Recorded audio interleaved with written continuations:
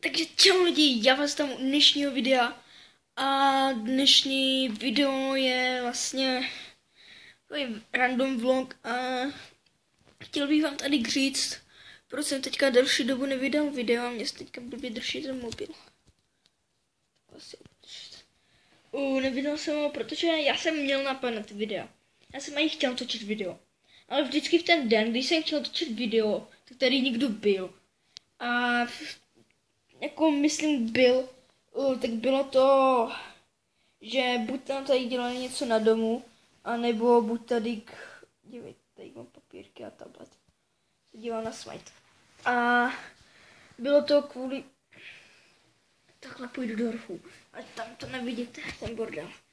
A prostě bylo to, protože tady fakt někdo dělal na domu, my to ještě nemáme dodělaný, už pár let se na tom dodělává, a nebo tady byla buď teta nebo nějak takhle, jo.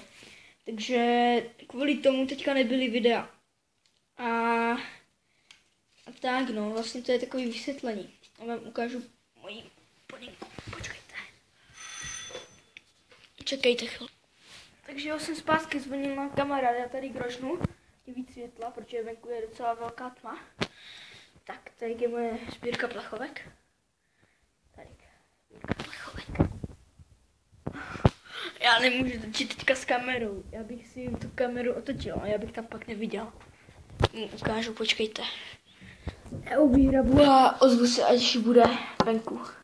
Takže jo, jsem tady, Poninka tady.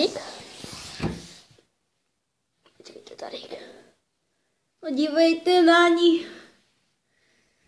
Ne, ona nechce být na videu. Ona nechce být na videu. Ne, ty nechceš být na videu? Ne, nechci být na videu. Nechceš? Nechceš být na videu? Ne? Nechceš? Ne? Ne? Nebudeš na videu? Pony, pozdrav! Pozdrav fanoušky!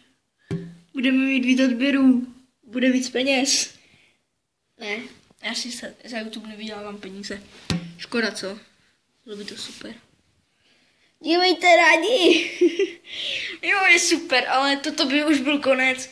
Chtěl jsem vám v tomto videu jenom říct o tom, že proč nebyly ty videa, a to bylo z toho důvodu, že tady pořád někdo byl, takže mějte se krásně a... Jo, to je super. Vidíte ten znak? Mně se strašně líbí. Tady mám pak počítač. Tak, vidíte počítač. Nástěnka, tady druhá postel, na které mám velikánský bordel.